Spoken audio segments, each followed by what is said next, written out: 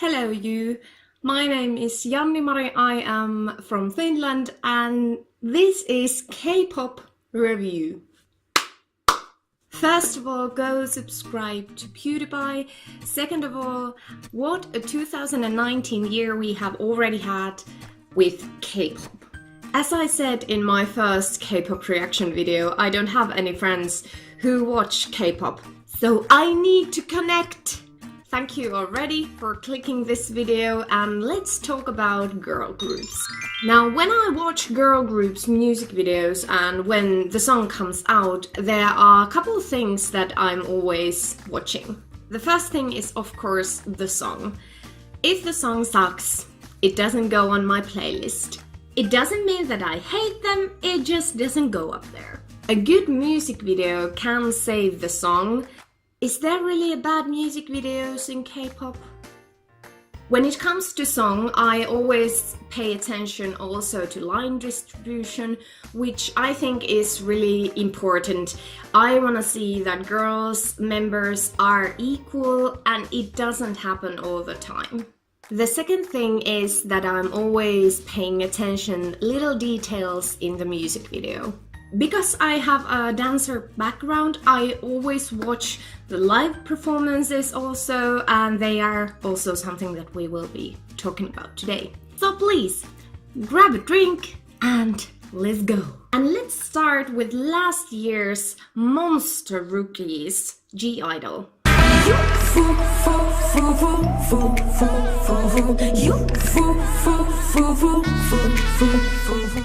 When G-Idol did their debut, I was rooting them already because I have been following Soyeon's, probably saying the name wrong, sorry. I have been following her journey and I have waited that she has that kind of platform to show what she can do. So I was really happy to hear that Soyeon had a big influence doing this track and also the full album. But when the track came out, there was so many things that bothered me. I love the beginning. I love how the song builds up. I really like the silent parts. Those are so good when they are only singing, and the instrumental part is really like minimalistic. In the song, I'm also quite worried about the line distribution. This is G-Idol's third single song, and shuha.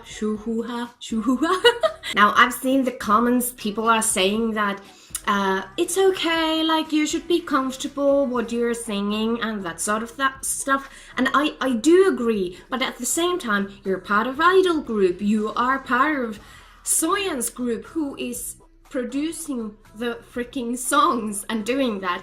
I think, I don't know where's the problem. Is it that Shua doesn't have the confidence in her, or is it because of someone else is saying that these are the line distribution? I don't know how it works. I think personally she should have already have more lines and she should sing more because she is part of a girl group. I feel that the music video should have done a much better job for me to love the song also. Editing the music video is really hard to do, how to build up the tension and hold it throughout the song.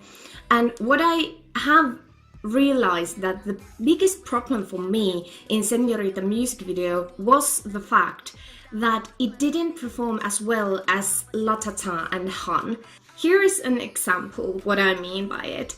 In Han, girls danced in two locations with different clothes. Or were there even three places? Yes, the black and the white and the colorful one. So playing with those really gave me as an MV watcher a feeling of evolving and changing, and it kept the interest in. In SENORITA, they danced in one location with the same clothes all the time. The location, the color scheme, lighting, it didn't change any. The dance always brings up the vibe of the song, and now it just kept the same.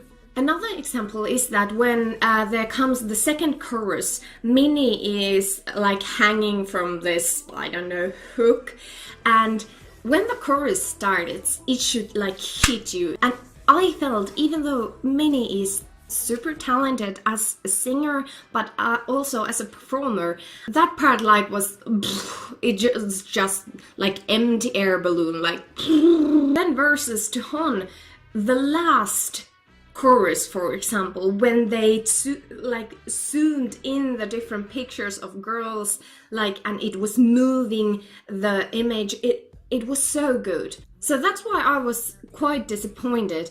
The other one in MV, I don't think that G-Idol needs this kind of storyline where the girls almost die or they have this kind of nearly lethal accidents. Third problem was the wardrobe. I've seen the comments that others have said also that fire their stylist, because oh my god. G-Idol had in Latata and Han already very different style. They had layers, they have these cuts and fabrics like putting on to the actual clothes. And I found it really nice way to do something new. But in SENORITA, the girls are beautiful, but please don't drown them in those layers of clothes. Sojin, I think that's how you say her name, with the princess dress and the leather jacket, like she was drowning in those clothes. I also don't understand the meaning of the red moon. Like, this is genuine asking. Is it a brand that has this red moon in their clothes? Because it was really bothering me through the music video. It was like, is this a symbol of something? Like trying to figure out something bigger? Or is it just the clothing brand? I don't know. I wasn't even bothered about the collaboration and the commercial side of, was it Kaja Cosmetics that had a fair share of their promo in the music video. Now, talking about G-Idol's dance, I mean, when you're saying Latata, you instantly thinking about this dance move, and when you saying Han, this comes like easily, this one. But when you're saying SENORITA, oh, is it this one, when the hands go like up here? Was it too simple so that I didn't notice it? Was it too obvious, or was it too similar to everything else? I don't know. Shua is literally like, she is behind everyone. Camera can't even find her. Nothing is shown. I think that's like a stupid move from whoever did the choreograph to put her back there and really just not doing the formation in that kind of form that you could see every single member in the part that is the climax of the song, like the last dance break. That is, just for me, it's a stupid choice and I don't like it at all. Oh my god, I've been babbling about G-Idol a lot. I'm so sorry. Let's move on. I want to talk about someone who surprised me. I don't know why I missed LOONA's, like the build up to their debut. Stan LOONA is such a meme already.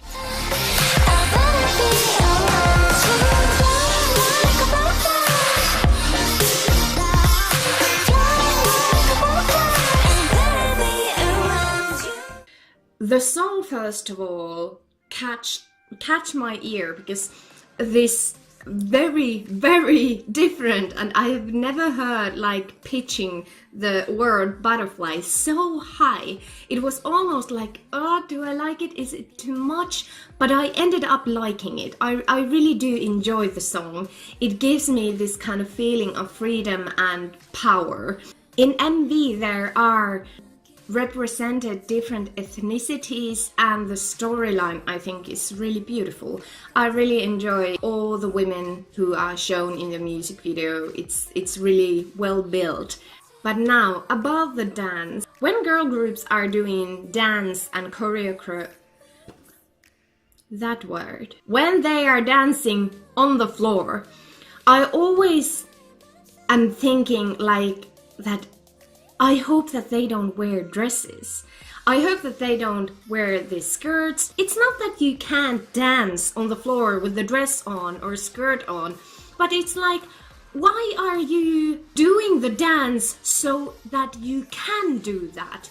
I don't think that's a good way to like think about doing a choreograph or designing it. Like, what? So when LOONA did their stages, they had their trousers on, they went for it, and I was so happy. I think that is the best girl group dance what I've been seeing through the start of this year. It's so good.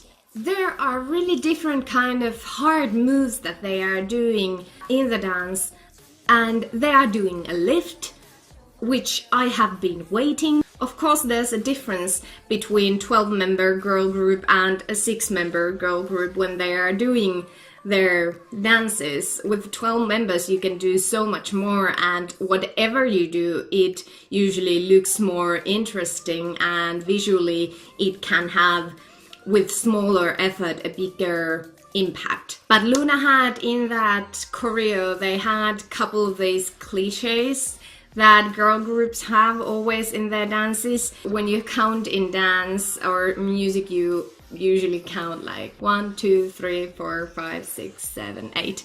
Usually those last 4 counts are used to transitions, and it goes from formation to formation, and usually it is always steps. And 5, 6, 7, 8. And 5, 6, 7, 8. It is actually really like funny to watch it, like it comes again, and 5, 6, 7, 8. I hope that there would be someone who can do something about it, like don't always use steps when you are going from formation to formation.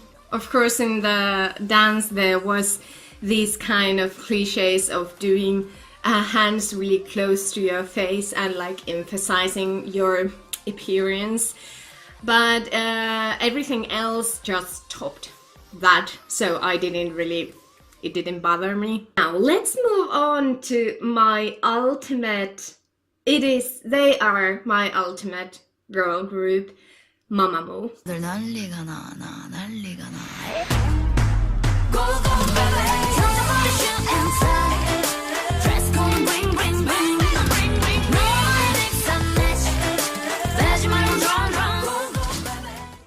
The 4 members have always been, for my opinion, they always have been quite equal to each other, but even more now through 4 seasons project that they have been going on, I think that all 4 members are amazing. They are vocal queens, as people say.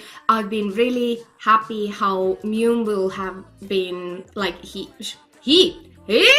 woo! She's the rapper of the group, of course, and she's always like nailing that part. But her singing and evolving, it's so good. So good! Because they are one of my favorite girl groups. I did hope that they would do well with GOGOBEBE, especially after Hwasa's solo tweet. That's another video talking about that. I think GOGOBEBE had a lot things to live up to. The song is really interesting. I think it's very different from what they have done before. And in first listen, I was like, oh, it goes like, oh! It is on my playlist because it is that kind of chill vibe song which have that one. Music video did have very different kind of feeling what the other music videos of this project have been. Personally, I do enjoy more like these realistic kind of places and feelings. Like you could see in the MAMAMOO's music videos that there were sets. Like for example, at the beginning when you're watching the house, it is a set. You can see it clearly that it is a set. And it is a choice that they have made. You gotta appreciate the artistic choices, but it doesn't work for me as well as it would if it would be like in Egoistic. The set was so realistic, like you were in that Latin based on wonder world of jungles and everything hot. What I also didn't expect, and I have to say I was so happy and taken aback, was their dance.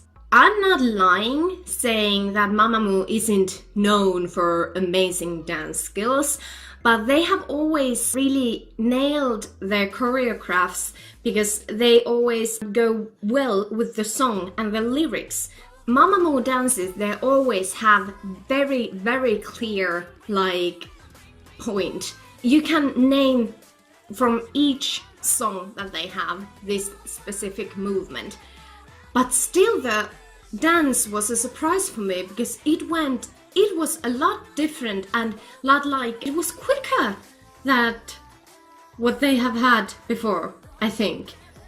And when I watched their live performances, I realized that yes, I was right, there is more in those dances and those dance moves, like those drops. Hello.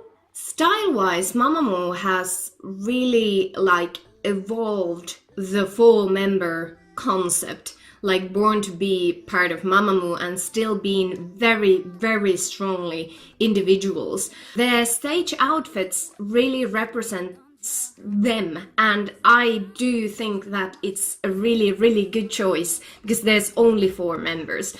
MAMAMOO versus LOONA, when there's 12 members, it is for a viewer much easier and much powerful to look 12 members wearing almost identical clothes versus 4 members who really have their individual styles. Like it has a different vibe to it and the impact is very different. So this was my K-pop review. I hope you enjoyed it. It has been quite a journey, but we've made it. Please, in the comments, I have no one who I can talk these things about. Tell me your opinion. What do you think about G-Idol Shua doesn't have those lines? What do you think about MAMAMOO's 4-season project, LOONA's choreograph? Thank you so much for watching and I see you guys later. Bye bye!